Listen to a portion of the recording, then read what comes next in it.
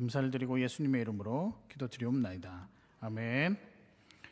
오늘 저와 여러분이 함께 나누실 말씀은 창세기 1장 31절 한 절입니다. 구약성경 2페이지입니다. 창세기 1장 31절 찾지 않으셔도 됩니다. 자막을 보시고 우리 큰 소리로 함께 읽도록 하겠습니다. 준비되셨습니까?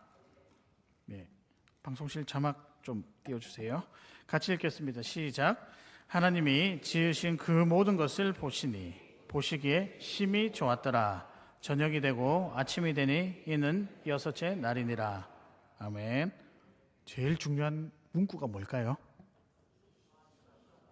심히 좋았더라면 안 되고요. 하나 더 있습니다. 뭘까요?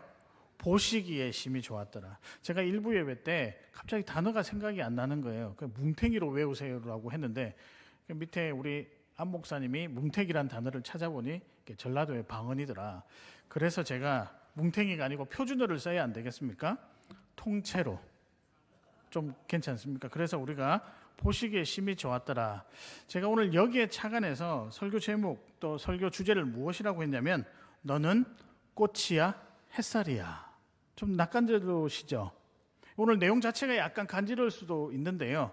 근데 다름 아니라 이 내용은 표현은 좀 그럴 수 있지만 내용 자체는 신학적으로 굉장히 중요한 내용들입니다. 그래서 우리 이 시간에 옆에 분들에게 한번 인사하겠습니다. 너는 꽃이야, 너는 햇살이야. 한번 인사하겠습니다.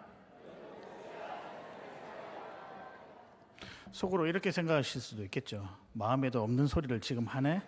괜찮습니다. 왜냐하면 여러분과 상관없이 하나님이 여러분을 보시는 관점이 뭐냐? 꽃이야, 햇살이야 라는 것이죠. 사실 본문 너무나도 잘 아는 본문이고 또 간단하지만 특별한 본문입니다. 우리의 시선이 아니라 하나님의 시선으로 봐야 할 본문이라는 거죠. 설교를 할 때는 목표가 있습니다. 우리 성도님들의 상황에 맞춰서 한 주간 이 말씀 붙잡고 살아갔으면 좋겠다.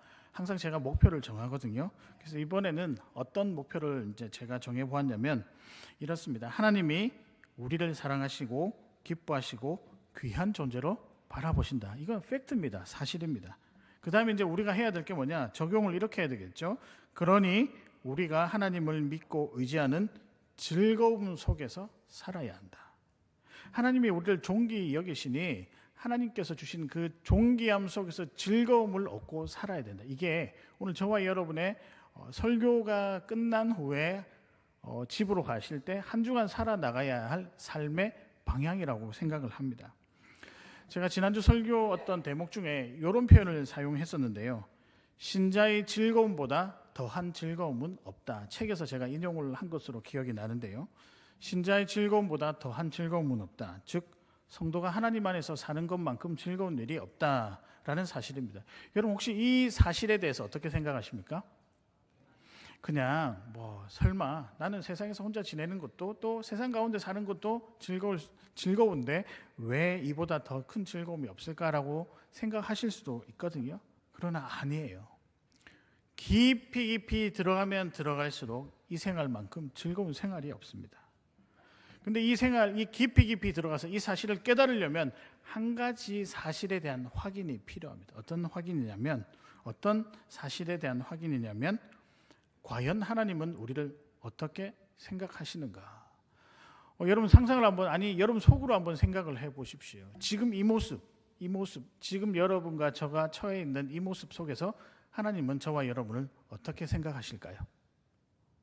이렇게 물어보면 조금 우리가 교과서적인 답변을 할 수도 있지만 속으로는 확신에 차지 못한 답변도 할 수 있을 겁니다. 근데 오늘 설교가 지난 다음에는요, 그 염려와 그 근심들이 좀 사라졌으면 좋겠습니다. 믿음 생활은요, 주님 안에서 나를 찾아가는 여정입니다. 나를 지으시고 인도하시고 죄로 인해 아무것도 할 수 없음에도 불구하고 대속의 은혜를 허락하신 주님께 감사하며 그분이 나에게 허락하신 구원의 여정을 그분과 함께 걸어가는 것이 무엇이다? 믿음 생활이다. 그런 의미에서 이 믿음 생활은요, 감사의 여정이라고도 할 수 있겠고 때로는 고통 가운데 있지만 마지막에는 승리하는 여정이라고도 할 수 있겠습니다. 그렇게 이 여정을 걸어감에 있어서 맨 처음부터 우리가 확인하고 넘어가야 할 사실이 무엇이냐? 하나님은 여러분을 어떤 존재로 바라보시는가? 그래서 한 달 정도 제가 저와 여러분이 나를 찾아가는 여정에 대한 말씀을 좀 나누고자 합니다. 어떤 이들은 인간은 원래 악한데 하나님이 기뻐하실 만한 존재가 될 수 있을까 생각하죠. 맞죠? 되게 불가능한 것 같아요. 그러면 원래부터 그랬을까요? 원래부터 우리가 하나님께 기쁨이 될 만한 존재가 아니어서 부족한 존재, 원래부터 우리가 부족한 존재로 태어났을까요? 아니요. 분명히 지금과 같지 않았을 것입니다. 말씀이 그렇게 증거하고 있거든요. 그럼 처음에는 과연 어땠을까요? 우리가 이 사실에 대한 내용이 오늘 저와 여러분이 확인해야 될 창세기에 나오는 진리 3가지라는 거죠. 근데 이걸 알아야 됩니다. 그래야 예수님이 왜 나의 구세주가 되시고 메시아가 되시는지, 그리고 그분이 십자가에서 흘리신 피와 3일 만에 부활하신 능력이 왜 나에게 필요한지를 알게 되는 거죠. 그래서 내가 지금 하고 있는 이 신앙생활, 믿음 생활이 왜 필요한지를, 내가 누구인지, 하나님이 나를 어떻게 생각하는지 이 사실을 알아야 여기에 대한 해답을 알고 여러분 그 방향대로 걸어갈 수 있다는 겁니다. 인간 역사에 처음 등장한 고백, 보시기에 심히 좋았더라. 이 말씀의 의미를 하나씩 생각해 보시면서 하나님이 우리를 어떻게 생각하시는지 그 비밀들을 하나씩 펼쳐보고 가슴에 새기시는 저와 여러분 되시기를 바랍니다. 자, 하나님은 여러분을 어떻게 생각하실까요? 첫 번째입니다. 넌 소중하니까. 제가 요거에 따라서 모션도 준비해 왔는데 좀 민망하긴 해요. 어떻게 표현하냐면 이렇게 하면 되더라고요. 넌 소중하니까. 맞습니다. 여러분 소중하죠? 아마 제가 알고 있기로는 이 표현이 화장품 광고의 문구로 사용된 걸로 알고 있는데요. 맞습니다. 하나님이 여러분을 어떤 존재로 여기시냐? 넌 소중하니까. 여러분 진짜 소중한 존재입니다. 하나님 눈에는 늘 소중한 존재였습니다. 행여나 지금 그런 모습이 나오지 않는다고 한다면 이제 이 모습으로 돌아가야 되죠. 그래서 나는 원래 소중한 존재구나라는 사실을 확인을 해야 여러분의 삶이 정상적으로 돌아오고 회복이 된다는 것이죠. 이건 뭐 제가 단순히 여러분들에게 좋은 말을 하고 위로하려는 말이 아니라 신학적으로도 굉장히 중요한 메시지입니다. 하나님은 여러분을 어떻게 생각하신다고요? 넌 소중하니까. 이게 하나님의 시선으로 본 원래의 모습이라는 거죠. 여러분, 우리는 소중한 존재라는 사실을 꼭 기억하시기를 바랍니다. 우리 교회 사역 철학 및 표는 사람과 공동체입니다. 제가 목회를 하면서 꼭 이 목표로 또 이 표어로 이 철학으로 사역을 하고 싶었는데요. 그래서 제가 섬겼던 모든 교회 공동체 안에서 제가 항상 이 표를 가지고 사역을 시작했었습니다.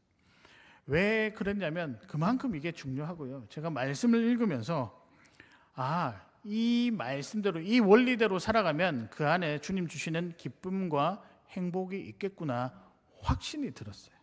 사람 소중히 여기는 것, 공동체를 세워나가는 것, 이것만큼 귀한 것은 없다라고 생각을 합니다. 앞서도 말씀드렸듯이 믿음 생활은 하나님이 어떻게 보시는가를 또 어떻게 생각하는가를 우리가 찾아가며 나를 거기에 포개며 함께 살아가는 것이에요. 여러분 잘 보십시오. 믿음 생활은 하나님이 이 세상을 우리를 어떻게 보시는가를 찾아가고 또 어떻게 생각하는가를 또한 알게 하고 우리가 봐야 될 것을 보면서 때론 떨어져 있는 하나님의 생각과 나의 생각을 포개어서 살아가는 것이 믿음 생활이라는 거죠. 근데 어떻게 보면 주님 안에서 나를 찾아가는 하나의 어떤 방법이기도 한데 굉장히 재미나는 일입니다.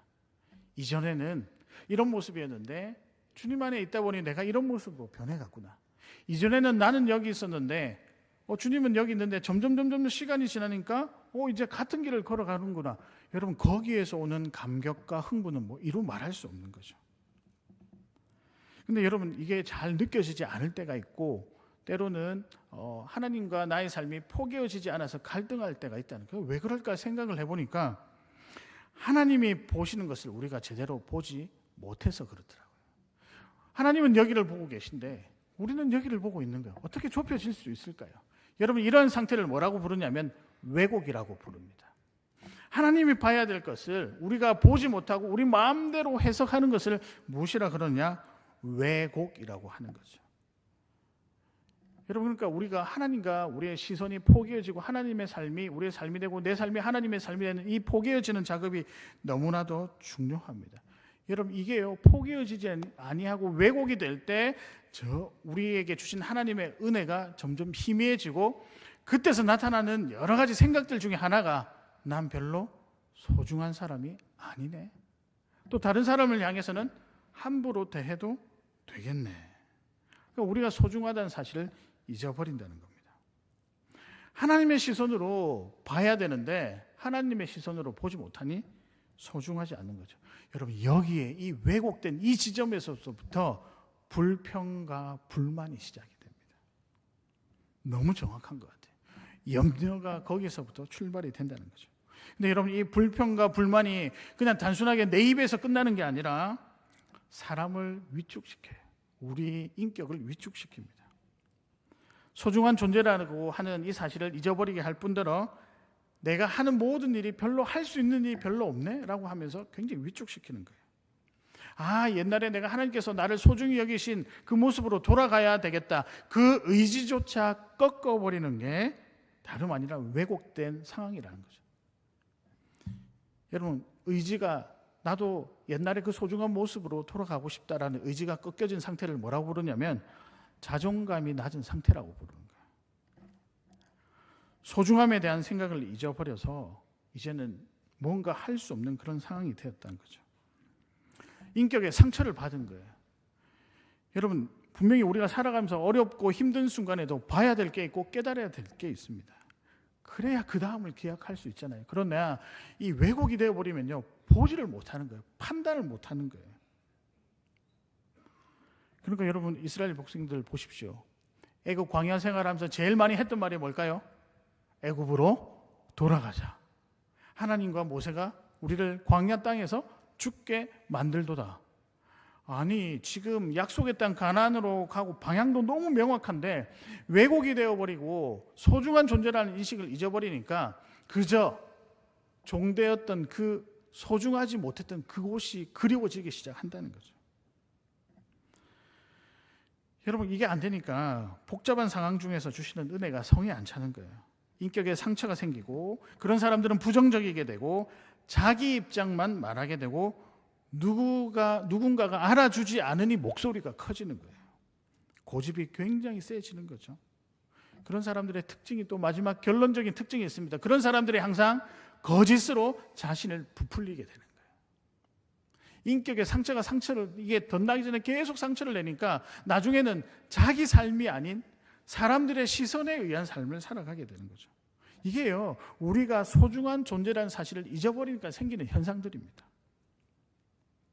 근데 여러분, 우리가 이 사실을 깨달아야 돼요. 이거는 뭐 우리의 어떤 나타난 팩트이기도 하고 현상이기도 하죠. 그러나 하나님께서 우리를 어떻게 생각하셨냐고요. 이걸 먼저 기억해내야 되는데 하나님은 우리를 원래부터 소중한 존재로 여기셨습니다. 그 어떤 것과 비교할 수 없는 하나님의 형상이 담긴 존재로 소중히 여기셨습니다. 여러분, 보시기에 심히 좋았더라라고 하는 첫 번째, 이거 제가 세 덩어리로 나누었거든요. 그 중에 첫 번째가 보시기에, 제가 성경 사전을 찾아보니까요, 응시하다, 자세히 살펴보다, 그 다음에 마음을 두고 보다라는 의미가 있더라고요. 콕 집어서 마음을 두고 그 대상을 본다는 거죠. 왜 볼까요? 신기하고 소중하거든요. 제가 딱 이 장면이 생각이 났습니다. 여러분, 어릴 때 자녀가 태어나면 어떻습니까? 뭐 이제 돌이 되기 전에 옹알이를 하게 되거나 그럴 때 보면 물끄러미 쳐다보잖아요. 안 쳐다보셨습니까? 왜 아닌 것처럼 그렇게 다 쳐다보셨어요. 왜냐하면 신기하거든요. 이렇게 보면 이렇게 닮았고 저렇게 보면. 저는 제 딸이 태어났을 때 처음에 저 닮았다는 이야기를 들었을 때 굉장히 기분이 좋았습니다. 근데 점점 제 아내 닮았다는 이야기를 들을 때마다 기분이 굉장히 안 좋아요. 모르겠어요. 질투가 나더라고요. 근데 그만큼 쳐다보는데 너무 좋더라고요. 여러분, 자라면서도 그런 모습이 나타납니다. 제가 습관이 하나가 있는데 책을 읽거나 공부를 할 때 꼭 이렇게 머리를 돌돌 마는 습관이 있습니다. 왜 뭐 그런지 모르고 항상 머리를 이렇게 돌돌 말아요. 그런데 딱 보니까 저희 집에 또 한 분께서 또 그렇게 하시더라고요. 저희 집 딸이 공부할 때마다 책을 읽을 때마다 머리를 돌돌돌 말더라고요. 제가 가르쳐 줬나요?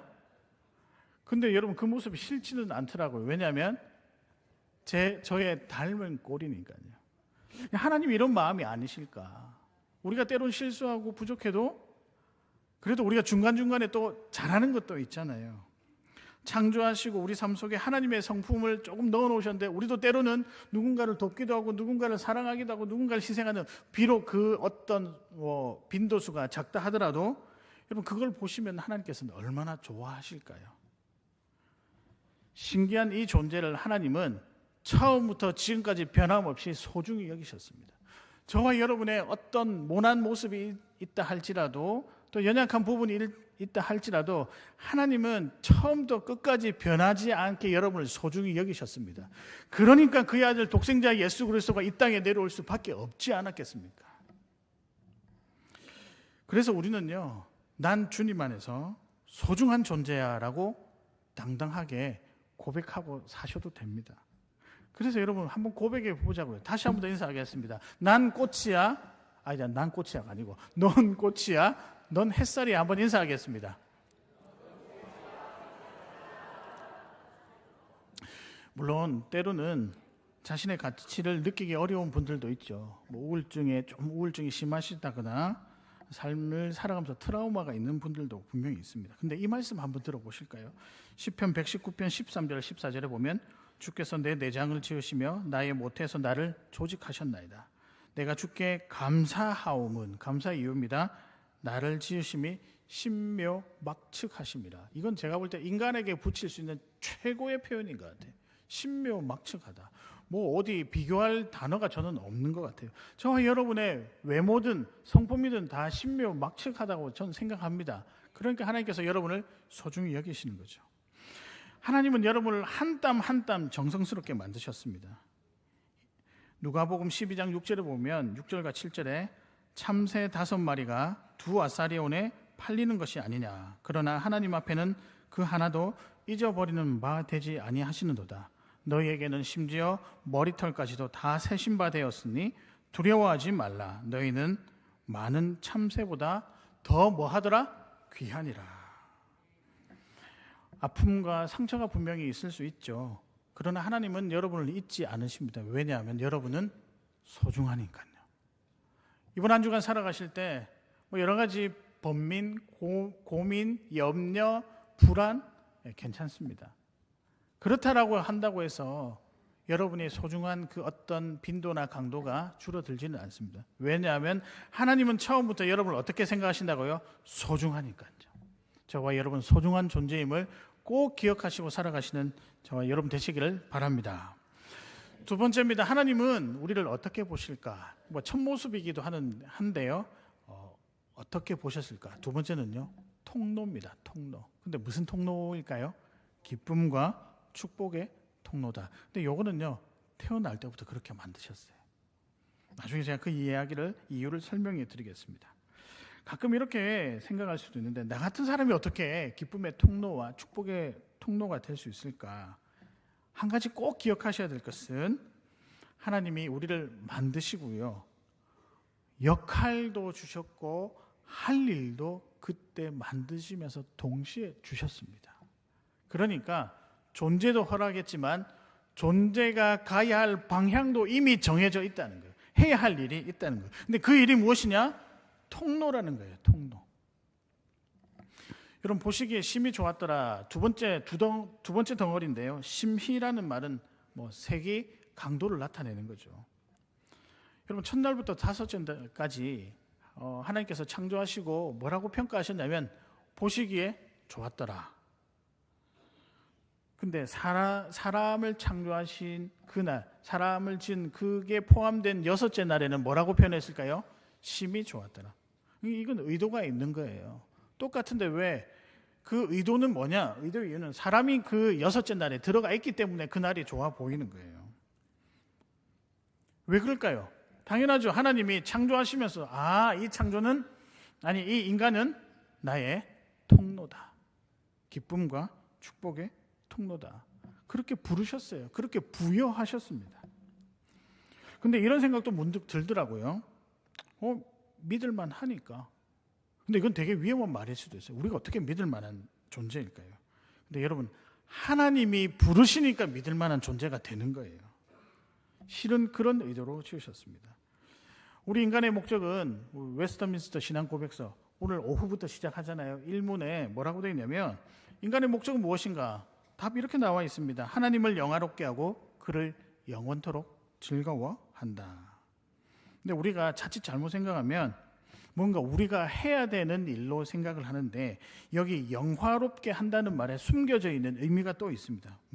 어떤 의미냐면 하나님 안에 또는 하나님과 같이, 즉 하나님을 영화롭게 하는데 하나님 안에서, 즉 하나님과 같이 할 때 하나님이 영화롭게 될 수 있는 것이 감히 우리가 어떤 연약한 이 존재가 불가능하다는 거예요. 우리가 무슨 수로 하나님을 기쁘시게 할 수 있습니까? 아니 자녀도 맨날 부모들 속 썩일 때가 많은데 우리라고 뭐가 이렇게 하나님께 늘 100% 만족함을 드릴 수 있겠습니까? 그럴 수는 없죠. 근데 그분과 함께 할 때, 그분의 통로가 될 때, 그분의 기쁨의 통로와 축복의 통로가 될 때 우리의 삶을 비로소 하나님께 영화롭게 올려드리는 조그만 삶이라고 고백할 수 있다는 사실입니다. 그러고 보면 하나님 너무 친절하지 않습니까? 여러분을 소중하다라고 하시지만 통로라고 그냥 만들어 주셨어요. 근데 거기에 대해서 하나님께서 야, 나 통로 이렇게 못하니까 너 벌 받아. 이게 아니에요, 여러분. 그렇게 하면 예수님이 필요 없는 거죠. 그게 아니잖아요. 여러분은 귀한 통로입니다. 심희라는 말은 분명히 구별된 의도가 있는 표현입니다. 창세기 1장 28절을 보면 하나님이 그들에게 복을 주시며 하나님이 그들에게 이르시되 생육하고 번성하여 땅에 충만하라. 땅을 뭐하라? 정복하라. 바다와 물고기와 하늘의 새와 땅에 움직이는 모든 생물을 뭐하라? 다스리라. 이걸 우리가 다른 말로 청지기 사역이라고 하죠. 요 청지기 사역의 별명이 뭐냐? 통로 사역인 거예요. 누군가의 통로가 된다는 거예요. 이것을 위해서 여러분을 부르셨습니다. 뭔가 구별하고픈 표현이 필요한데 그걸 심희라고 하는 뭔가 강조점을 여기에 넣어놓은 거죠. 여러분, 인간이 아닌 다른 존재가 하나님을 기쁘시게 할 수 없습니다. 말씀에 나와 있잖아요. 불가능하죠. 하나님은 우리를 모든 자연에게 살아있는 존재들에게 우리를 통해 하나님이 다스리고 하나님의 은혜를 받는 통로로 부르시고 지금껏 사용하고 계십니다. 그러니까 여러분은 어떻게 살아야 되냐면 처음 원래 모습대로 살아야 되는데 그 모습이 통로의 삶이라는 거죠. 근데 가끔 우리가 너무 안타깝게도 이제는 이 통로의 삶을 살아가야 되는데 통로의 삶은커녕 하나님과 반대편에 서서 살아갈 때가 있습니다. 그런 존재가 되어버렸죠. 무엇 때문일까요? 죄 때문이죠. 이 죄에 대해서는 다음 주 말씀에 조금 자세하게 설명을 하고 여튼 통로의 역할을 지금 우리가 잊어버린 상태라고 할 수 있습니다. 그렇지만 그냥 두시지 않고 계속해서 통로의 길 가도록 해주십니다. 그 증거가 있는데 그것이 무엇이냐? 복음입니다. 복음.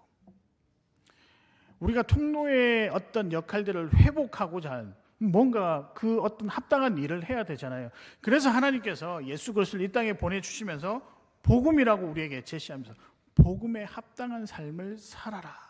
그것이 우리가 복의 통로가 되는 것이고 하나님의 기쁨의 통로가 되는 것이다라고 설명하고 있습니다. 여러분, 그래서요, 동물이 사람에게 다른 존재에게 복음을 전할 수 있을까요? 그럼 불가능한 일은 말도 안 되는 이야기잖아요. 오직 누구만요? 하나님의 형상이 담긴 여러분만요. 이 복음으로 인해 하나님의 위대한 계획이 구원이 이루어지기 때문이죠. 온 세상의 회복, 영혼에 대한 회복이 이 복음으로부터 시작되는데 이 복음이 누구냐? 우리가 감당해야 될 통로로서 감당해야 될 일이라는 사실입니다. 여러분, 착각하시면 안 되는 거예요. 제가 정리를 해드릴게요. 구원의 통로는 오직 예수 그리스도입니다. 이건 뭐 명확한 사실이죠. 그러나 그 주님을 알도록 해서 도구로 사용하실 때 누구를 사용하신다고요? 통로가 되는 저와 여러분을 사용하신다는 거죠. 가족에게 복음을 전하는 일, 단기봉사 가는 일, 중보기도 하는 일, 교회를 섬기는 일, 삶 속에서 기도가 필요하고 위로가 필요한 사람에게 하나님의 위로와 마음을 전하는 일, 얼마나 즐겁고 귀한 일입니까? 교회 안에서만 말고 바깥에서도 필요하다는 거죠. 제가 이제 목회를 하면서 제일 좀 뭐 이렇게 조금은 답답하기도 하고 가슴 아픈 분들이 뭐냐면 자기 혼자 신앙생활을 해서 자기 혼자 만족을 누리는 사람이에요. 제가 이제 물끄러미 바라다 보면 반쪽짜리 신앙생활이 아닐까. 왜냐하면 우리 존재는요 통로로서 지어졌다니까. 그러니까 이거 감당하지 못하면 시들시들해집니다. 그러니까 여러분이 때로는 갈등, 신앙적인 갈등이 뭐냐, 해야 될 일을 하지 않았을 때 시들시들 그렇게 설계를 해놓은 거예요. 어떤 분은 이런 어떤 통로의 역할을 할 때 내가 무슨 능력이 있느냐 물을 수 있겠지만, 여러분 친절하시죠? 감히 내는 못하겠지만 분명히 그럴 거예요. 우리 성도님들 되게 친절해요. 경청 잘하시죠? 이건 우리 훈련해야 되겠죠. 뭐 부족한 부분도 있지만 잘 섬기시잖아요. 그렇죠? 아니라고 해도 맞다고 해주셔야 됩니다. 우리는 소중한 존재니까 이미 당당해도 된다니까요. 지혜로운 조언도 하실 줄 아시잖아요. 이 모든 것이 사실 하나님이 주신 통로의 능력입니다. 심지어 여러분의 고난과 아픔의 경험까지도 행여나 이것을 통해서 다른 사람을 위로할 수 있다고 한다면 그것도 통로가 되는 거죠. 사랑하는 성도 여러분, 하나님은 우리를 단순히 구원의 수혜자로만 부르신 것이 아닙니다. 구원의 기쁨과 축복을 전하는 통로로 부르셨습니다. 마태복음 5장 14절에서부터 16절까지 보면 너희는 세상에 무엇이라? 빛이라. 중략하고 이같이 너희 빛이 사람 앞에 비치게 하여 그들로 너희 착한 행실을 보고 하늘에 계신 너희 아버지께 무엇을 돌리게 하라? 영광을 돌리게 하라. 다른 사람들이 하나님께 영광 돌리는데 여러분을 사용하신다는 거죠. 여러분 이 통로의 일을 잘 감당하시길 바랍니다. 그래서 한 주간 살아나가실 때 뭔가 내가 할 수 있으면 조금 돕고, 그래야 하나님이 주신 기쁨과 행복의 통로로서 여러분 사용되어진다면 그 안에서 여러분의 영혼이 회복될 것이고, 그 안에서 오늘에게 내게 주신 그 삶이 제법 밝지 않을까, 기쁘지 않을까, 그런 삶을 살아가시는 저와 여러분 되시기를 주님의 이름으로 축복합니다. 자, 하나님은 우리를 어떻게 생각하실까? 마지막입니다. 마지막은요, 요 문구가 절실하게 느껴졌으면 좋겠는데요, 우리는 주님이 꼭 필요해요입니다. 여러분 주님이 필요하십니까? 저는 처음에 이렇게 표현을 해봤는데 주 없이 살 수 없네. 근데 너무 좀 삭막한가 해서 고민하다가 제가 어저께 설교 원고를 넘기고 나서 밤에 생각이 난 거예요. 이 표현이 좋겠다. 주님이 꼭 필요한 존재. 사랑하는 성도 여러분, 저와 여러분의 삶에 다른 것이 필요한 것이 아니라 돈이 필요할 수도 있죠. 여러 가지 명예도 이런 거 필요할 수도 있겠죠. 자녀가 필요할 수도 있겠지만 그것보다 어쩌면 주님이 꼭 필요한 존재라는 것을 기억하시면서 그런 주님과 필요한 존재, 그 주님과 함께 살아가신 저와 여러분 되시기를 바랍니다. 여러분 자녀들 한번 보시길 바라는데요, 태어나는 순간부터 엄마 아빠의 도움 없이 살 수가 없죠. 태어날 때부터 이제 돌 지나기 전에 지가 혼자 알아서 일어나서 터벅터벅 이유식 주세요, 밥 주세요, 저 학교 가야 되겠어요. 그렇게 한 사람 아무도 없습니다. 애는요, 부모가 돌보지 않으면 살아갈 수가 없죠. 자라면서 조금씩 자기가 할 수 있는 힘과 영역이 커지죠. 이제 그때부터 말을 안 듣기 시작하잖아요. 그렇지만 부모에게서 완전히 독립하는 것은 꽤 시간이 필요합니다. 제가 이제 청년들 상담하면서 항상 이야기한, 결혼을 앞둔 청년들에게 이렇게 이야기합니다. 3가지 독립을 해야 된다. 첫 번째는 물질적인 독립을 해야 된다. 두 번째는 정서적인 독립을 해야 된다. 세 번째는 영적인 독립을 해야 된다. 그렇게 한다고 해도 부모가 필요하죠. 아이를 낳는데 요즘 같이 맞벌이 할 때는 친정엄마나 또 시엄마는 좀 그렇고, 친정엄마가 필요하죠. 분명히 필요하죠. 도움을 줄만. 시어머니도 필요합니다. 그 괜히 또 필요하죠. 근데 그냥 솔직하게 일반적으로 말씀드린 거예요. 필요하죠, 장로님. 필요하답니다. 지금 장로님께서 지금 불만이 많으신 것 같은데. 근데 여러분 부모가 왜 필요하냐면 결혼을 해도 분명히 도움을 받아야 된다. 아주 결정적인 순간에 선택을 해야 될 때는 그 부모가 가진 경험은 이루 뭔가 가치와 비교할 수 없을 정도로 대단한 거거든요. 어떤 사람들이 이런 상황을 의존적이다라고 이야기하지만 저는 그렇게 말 쓰는 건 틀렸다고 생각합니다. 필요한 거죠. 필요한 상황인 거죠. 그래서 부모와 자식은 때론 서로 의존적일 때도 있지만 서로 필요하다는 거죠. 근데 늘 이 관계가 해피할 수는 없더라고요. 어떤 분들은 부모 때문에 지긋지긋한 삶을 살기도 하고 상처받는 것을 생각할 때 감히 필요한 의존이라, 또 반대로 자녀들 때문에 그렇게 상처받고 힘들어하는 것, 그래서 자녀가 꼭 필요하지만 또 자녀에게 의존적이다 이렇게 말하기가 쉽지 않다는 거죠.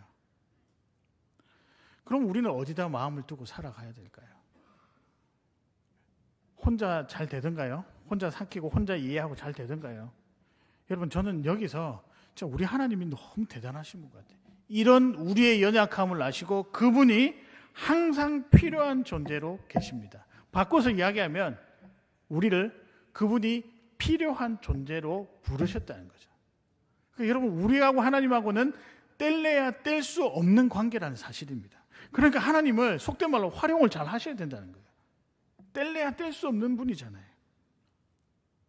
우리의 마음도 아시고 때마다 메시지를 통하여서 우리를 위로하시기도 하고 말씀을 통해 격려하시기도 하죠. 그분이 저와 여러분이 믿고 있는 살아계신 하나님이십니다. 근데 이 관계가요, 창조 전부터 이루어졌다는 거죠. 우리는 태어나면서부터 주님이 필요한 존재입니다. 아니, 창조 전부터 주님이 필요한 존재였다는 거죠. 어떤 분들은 죄가 들어오고 난 이후에 우리 하나님이 우리에게 필요한 것이 아닌가 생각하지만, 죄와 상관없이 우리는 하나님으로부터 시작된 하나님께 매달린 자입니다. 믿으십니까? 이걸 부담으로 여기지 마시고 기쁨으로 누리시길 바랍니다. 왜냐하면 그 안에 이루 말할 수 없는, 우리가 그 인간이 흉내도 낼 수 없는 은혜가 여기에 숨어져 있기 때문이죠. 우리가 그것을 무엇이라고 부르냐면 그 은혜를 평안이라고 부르는 거예요. 근데 우리가 다시 한번 생각해 보자고요. 죄가 들어오면서 하나님이 필요한 존재에서 하나님을 우리가 필요할 때만 찾는 존재로 바꿔버렸습니다. 마치 요술램프 지니처럼요. 필요할 때만요. 왜냐하면 벗어나고 살고 싶었거든요. 하나님으로부터 벗어나서 살고 싶거든요. 하나님 안에서의 삶보다 바깥의 삶에 관심이 훨씬 많습니다. 가끔 우리 자녀들이 있죠. 뭐 가출하고 싶다, 바깥에서 살고 싶다라고 하시는 분들이 있거든요. 저는 이야기합니다. 저희 어머니가 뭐라고 했냐면, 저도 가출하고 싶었어요. 그냥 한번 해보고 싶었어요. 근데 저희 어머니가 그러시더라고요. 나가는 거는 네 자유인데 들어오는 거는 내 자유다. 어이, 무서운 말이죠. 나가는 거는 네 자유인데 들어오는 거는 마음대로 안 된다도 아니고 내 자유다. 저는 창조주 하나님이 우리 어머니로 나타나신 줄 알고 그때 한번 뭐 이렇게 생각했었던 적이 있는데요. 근데 여러분, 이게요, 그냥 하는 소리가 아니고 잘 생각해 보십시오. 하나님으로 벗어나서 마음대로 살고 싶다, 하나님이 필요 없다라고 하는 삶이 어떤 삶인지 이미 다 아시잖아요. 살아오면서 경험해 보셨잖아요. 돌아온 탕자 이야기도 있고 성경에 그런 사람들이 많잖아요. 그러면 어떻게 되냐면 우상을 숭배하게 되어 있습니다. 금송아지 만들고요, 심지어는 아무것도 없는 신을 신이라고 하면서 숭배하기까지 합니다. 그렇게 마음대로 살아보니까 어디 행복하시던가요? 좋으시던가요? 거기서부터 갈등이 시작되고 불안과 염려가 시작되는 거죠.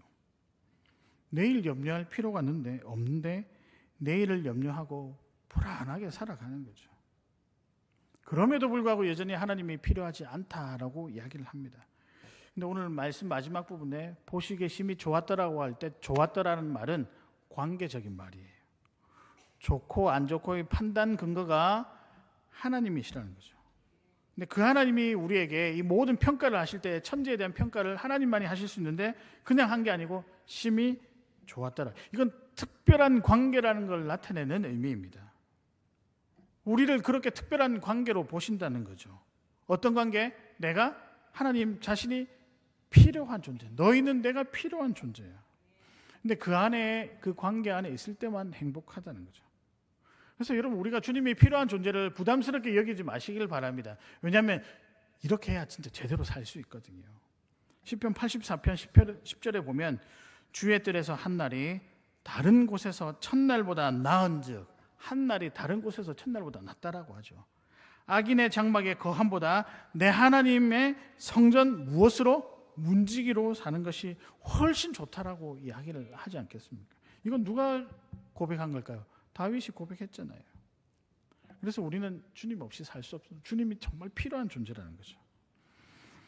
이것이 어떤 우리의 약점이 아니라, 누군가가 우리의 주님이 필요하다는 이 사실이 약점이 아니라 하나님의 설계입니다. 요한복음 15장에서 포도나무 비유가 나오는데요, 포도나무 가지가 본래 포도나무에 있어야 살 수 있듯 우리도 하나님께 붙어 있을 때, 그 하나님 필요한 사실을 깨닫고 살아갈 때 비로소 진정한 생명력을 얻을 수 있고 풍성한 열매를 맺을 수 있다. 그래서 오늘 저와 여러분이 또 외쳐야 될 게 무엇이냐?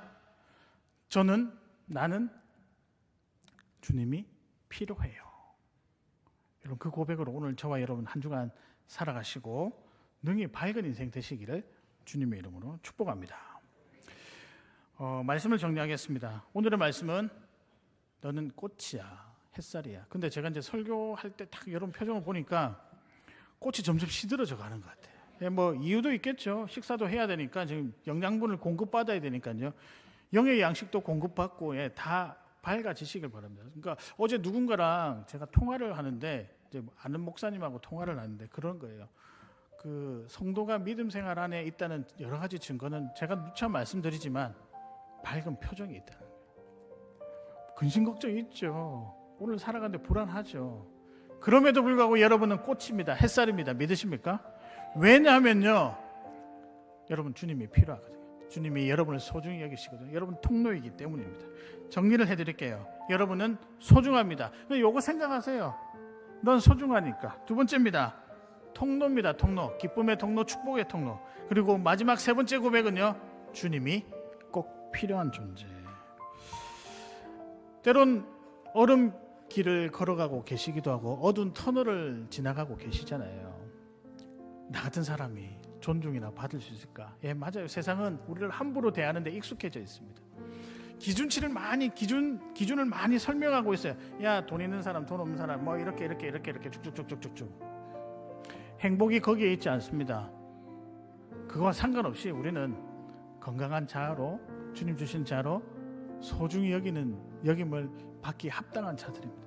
오늘 저와 여러분 한 주간 승리하며 우리는 꽃이고 햇살인 존재로 살아가신 저와 여러분 되시길 바랍니다. 우리 찬양할 때요, 분위기를 좀 바꾸겠습니다. 박수도 치시고 밝게 뜨거운 마음으로 함께 찬양하겠습니다.